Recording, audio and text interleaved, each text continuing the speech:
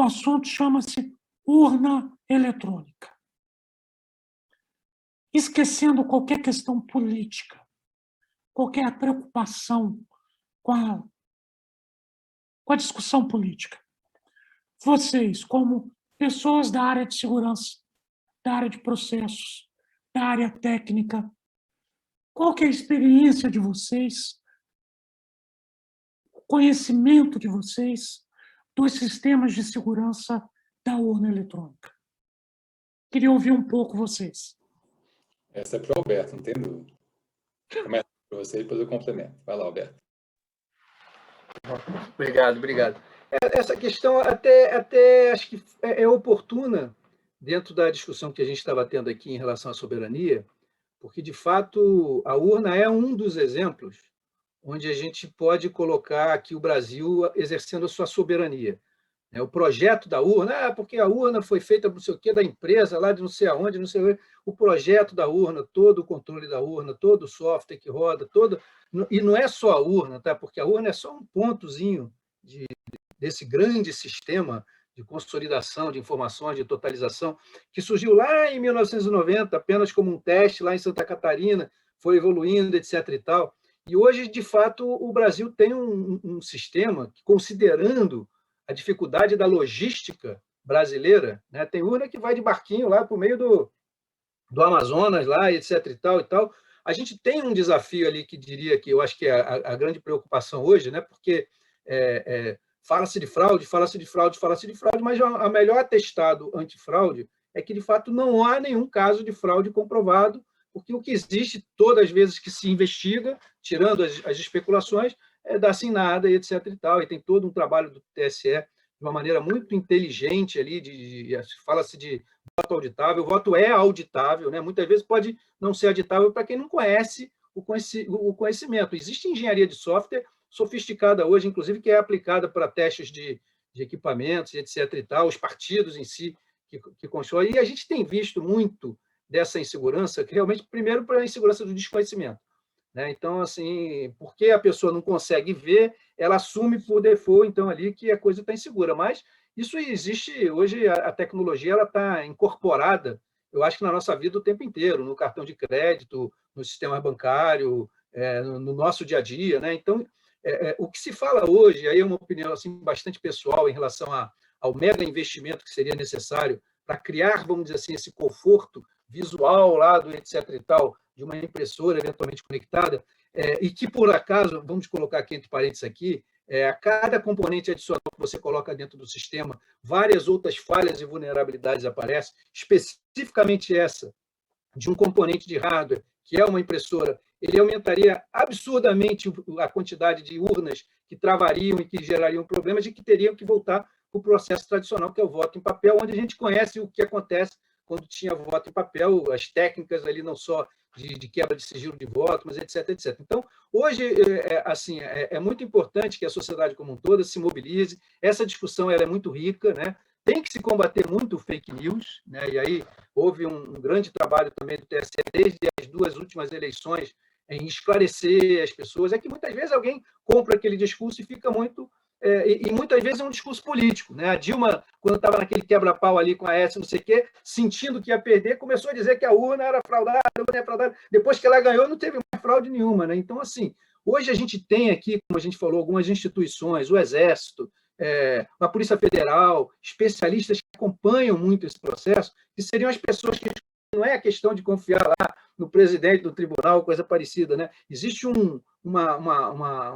todo um conjunto de técnicos, de especialistas ali que tem ali defendendo essa questão. Então, assim, a opinião pessoal é que a gente, assim, com certeza, num desafio desse, porque aí passou a ser uma discussão política ali de Congresso, aprova ou não aprova a lei ali, e é um gasto, sim, de bilhões, né? Porque às vezes as pessoas têm dificuldade de fazer a conta como se fosse só a compra de impressoras e tal, mas a logística de guardar toda essa informação, de locomover, dos defeitos, do hardware, etc. A gente sabe como é isso, porque a gente acompanha, por exemplo, a logística da prova do INEP, né? Então, durante o Enem, aquela logística de você distribuir a prova, não pode vazar a prova, não pode ter um tema de redação, depois você coleta as provas de novo, tudo tem que ser corrigido. O Brasil tem dimensões geográficas absurdas, né? E tem processos jurídicos, né? Por exemplo, nos Estados Unidos, a eleição é pelo condado, pelo county, né? Aqui tem um conceito num TSE integrado. Então, tudo isso aí traz para nós um desafio adicional, que qualquer despesa de bilhões, que seja ali de reais, por exemplo, poderia sim ser investida, se é que o orçamento existe, para melhorar o sistema atual. Tecnologias de blockchain, tecnologias sofisticadas, digitais, que colocariam o Brasil não num retrocesso, mas num passo adicional. Então, assim, essa visão é muito pessoal minha, como um especialista que acompanha bastante esse tema desde lá da origem, e tenho confiança muito grande aí vamos dizer assim, na nossa capacidade, e foi bem oportuna a pergunta, porque tem a ver com o que nós falamos. Soberania, né?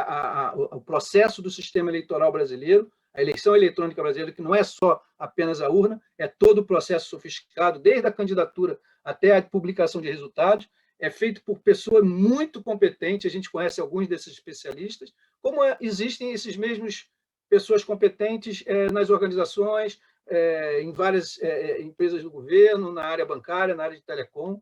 Então, assim, é bom, excelente pergunta, que dá a oportunidade de a gente reforçar um pouco, pelo menos uma visão pessoal de um especialista, porque muitas vezes ouve-se apenas o especialista que parte da premissa de que a urna está fraudada, etc. e tal, e não é nada disso. Eu acho que a gente tem que passar uma segurança para a população, porque, a princípio, em termos de engenharia de software, não existe segurança 100%, eu acho que já foi comentado nisso aí. Então, o grande conceito é a gestão de riscos. E na gestão de riscos, não são só os controles para que não haja, por exemplo, uma fraude. É que, no caso de ocorrência de uma fraude, jamais aquilo possa ser um crime perfeito que não seja imediatamente detectado, etc, etc, etc. Então, é esse nível de investimento de controle, cada vez mais digital, que nos daria mais confiança nesse processo digital, né?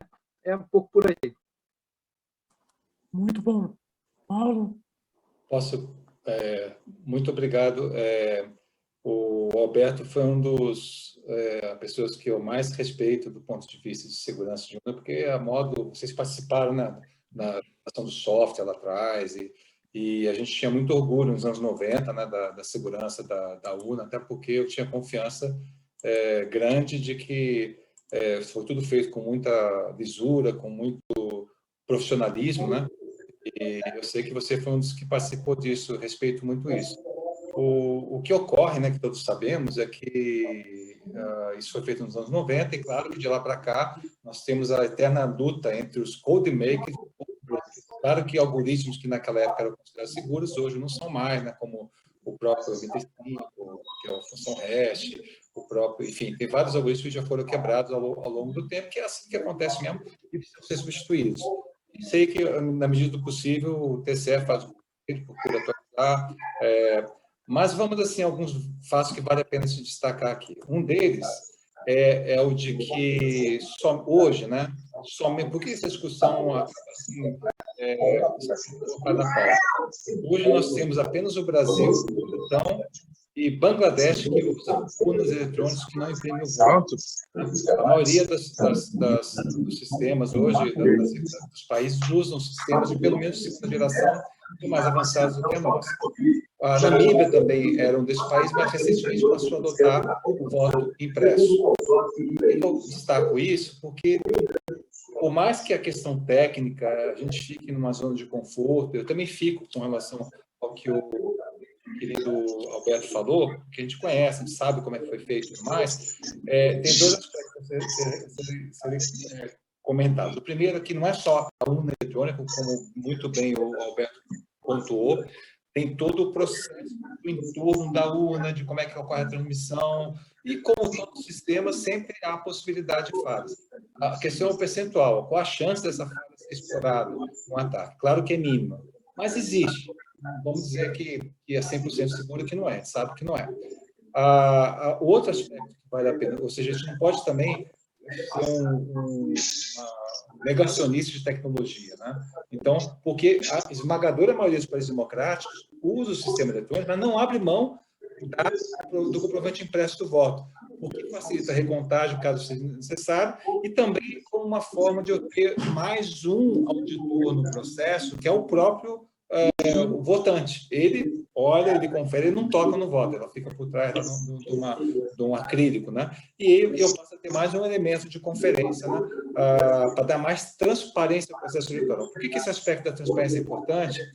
Porque, por mais que a gente tecnicamente consiga entender que a urna em si, o sistema tenha segurança, por mais que os que são contrários à adoção do voto impresso alegam que esse costume alegam que não haja suspeita de fraude, porque são fake news e tudo mais, porque não há prova de qualquer irregularidade, o outro lado também, a recíproca também é verdadeira. Ou seja, para a gente pensar em termos de preservação da democracia nas urnas eletrônicas, também não há como se ter prova de regularidade absoluta das urnas eletrônicas, uma vez que elas são desenvolvidas por software proprietário, o acesso não é facultado ao cidadão comum, e quando chama especialista para validar, o acesso é restrito do ponto de vista de tempo, são poucas horas só que temos para avaliar, e também uma análise mais aprofundada. Eu entendo, pelos milhões de linhas de código, seria pelo menos 6 meses, uns 30 e poucos analistas especialistas para poder fazer uma varredura completa, milhões de linhas de código e ter uma auditoria plena, né? É feita por amostragem. Mesmo por amostragem, já foi detectado umas falhas, já foi corrigido pelo TSE. Enfim, mesmo que o software, vamos dizer assim, no mundo ideal, fosse um software totalmente aberto ao cidadão, qual cidadão? São pouquíssimos que têm conhecimento e capacidade de conhecer programação para poder certificar de que o programa das urnas e todo o seu entorno, o ecossistema computacional que o cerca, é realmente seguro, é protegido. Né? Nós temos a questão da hora da transmissão da contagem do voto para a zona eleitoral, que pode ter uma fragilidade, é um ponto a mais para proteger. Então, nada garante que não haja... Então, da mesma forma que não tem como provar que há brecha ou vulnerabilidade, eu também não tenho como provar que não é 100% sem brecha ou vulnerabilidade. Né? Então, outro ponto-chave é que, vamos supor, se eu tenho uma zona eleitoral em que favoreça, a gente sabe que a incidência normalmente de votos vá para o candidato A em detrimento do candidato B, e se eu tenho militantes infiltrados naquela zona do candidato B, eu posso ter, sim, urnas eletrônicas, entre aspas, quebradas, né, propositalmente, para mitigar, para diminuir o número de votos. Então, agora, se eu tenho... quebrou a urna, então acabou, não tem como mais acessar os votos que foram feitos, morreu toda a quantidade de votos. Espera aí, se eu tenho voto impresso, eu consigo contar o número de votos. Até a hora tal, o número de votos foi esse aqui. Eu tenho, por mais que o sistema, que a urna venha a falhar, a impressão está lá, está intacta. Então, por esses aspectos todos, porque uma vez que todo cidadão, por mais que ele não entenda de programação, mas ele sabe contar voto físico, então, para efeitos assim, de maior transparência, porque não há necessidade nenhuma de conhecimento específico de complexo sistema de programas, isso sim permite uma maior transparência. Agora, tem a questão do custo, que foi bem colocada pelo Alberto. Claro que isso tem um custo, a chance das urnas virem a dar mais problemas técnicos é maior, mas é o tal negócio. Se a gente olhar para fora no mundo, como eu falei, só 3 países no mundo. E o Brasil, eu diria que ele está muito assim, ele teria muito mais condições do que os outros citados, que é Bangladesh e Butão, para poder, sim, fazer um investimento maior e fazer a obtenção do voto impresso. Tá? Mas, claro que essa discussão transcende o aspecto técnico, né? Porque se ficar no aspecto técnico, eu faço eco a tudo que disse o Alberto. Mas quando a gente olha do ponto de vista maior, né, da democracia e do que é feito lá fora, a questão da urna e do voto impresso ganha outra dimensão. Devolvo a palavra para o professor Marcelo. Obrigado. Ok, muito obrigado.